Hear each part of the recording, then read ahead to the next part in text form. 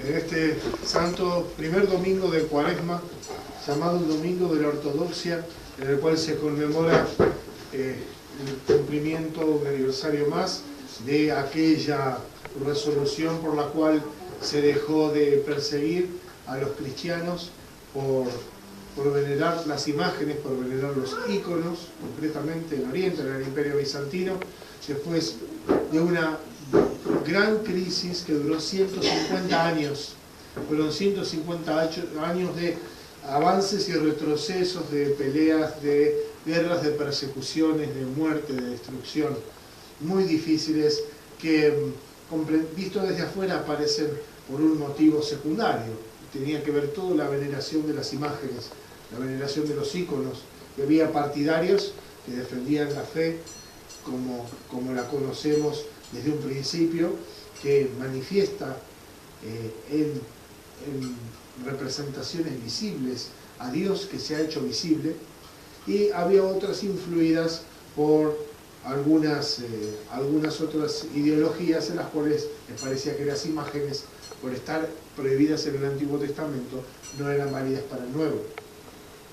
Recordamos que efectivamente esa misma visión errónea y ese mismo error hoy tienen las personas que conocemos que pertenecen a las iglesias de la Reforma, iglesias y comunidades que siguen las distintas formas de protestantismo.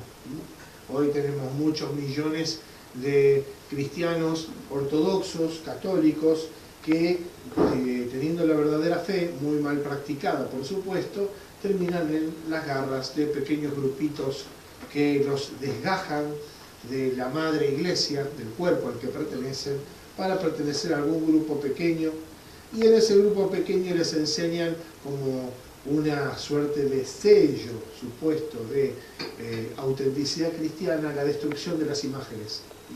Casi siempre uno se encuentra con eso, que una persona ha abandonado la fe verdadera y lo primero que le enseñan o que aprende es a deshacerse de las imágenes que representan a la Madre de Dios, a Jesús y así.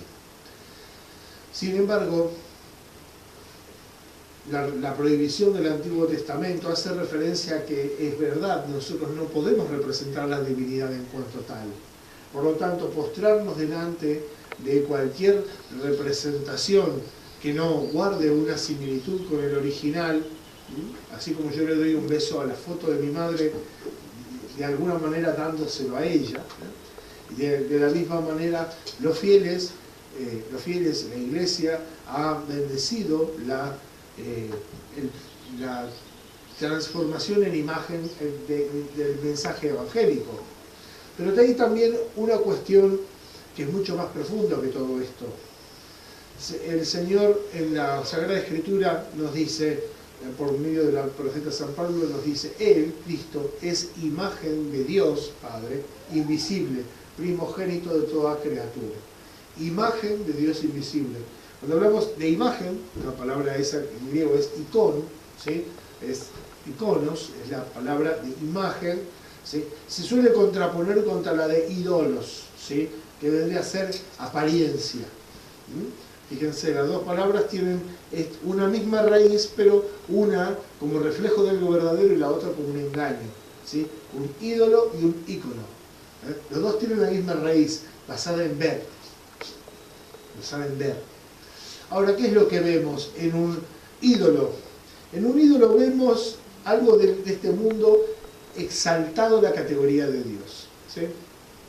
¿Qué vemos? En un ídolo vemos en una estrella de rock venerada como si fuera una especie así de divinidad, o en una moda, o en determinada costumbre o falta de costumbre. Es un ídolo, ¿no? Entonces, hoy se usa el verde, todos vistámonos de verde, el verde es el nuevo color de moda. Y así tantas cosas, el dinero, las pasiones, la propia voluntad. Hay muchos ídolos, algunos más obvios y unos más sutiles. Ahora, ¿qué es un ícono? Un ícono es una imagen, una representación fiel al original. Algo que de alguna manera en sus proporciones, en su color, en su forma, en su planteo, nos remite a la realidad original. Y si no, fijémonos que hoy el mundo de la computación nos ofrece una nueva riqueza de la palabra ícono, ¿sí? Cuando yo abro la computadora y me encuentro con los íconos, suelen ser, ¿qué son? Accesos directos a algo. Entonces, cuando yo veo el icono de un programa, hago clic y voy al programa.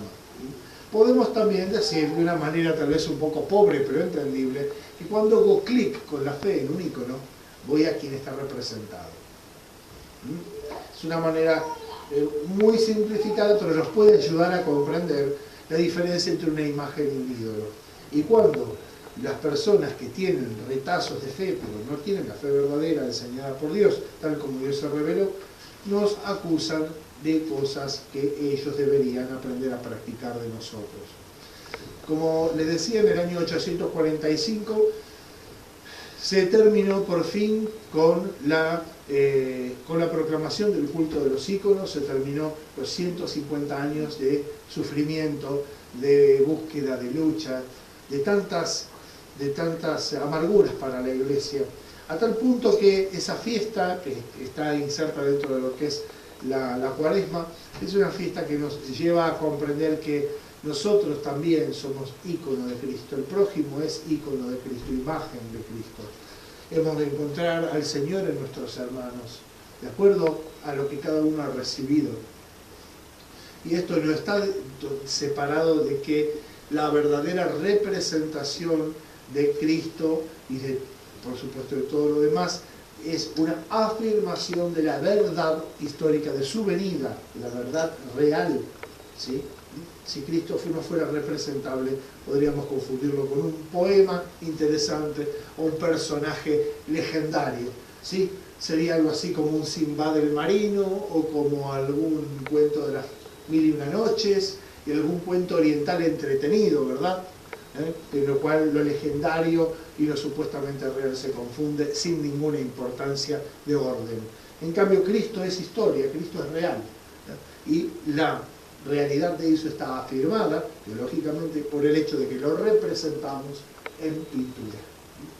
Y no solamente lo representamos en pintura, sino que sabemos que dogmáticamente está escrito aquí que Él es verdadero Dios, persona divina, que ha tomado la humanidad, representado por el color azul.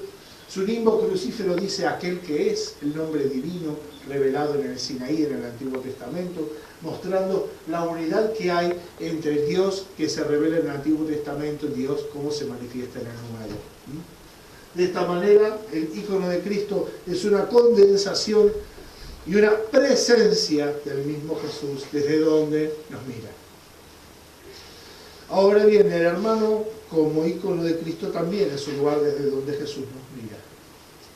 Y no podemos separarlo, no es un ícono de segunda categoría del prójimo, sino que es justamente el lugar donde nos está esperando.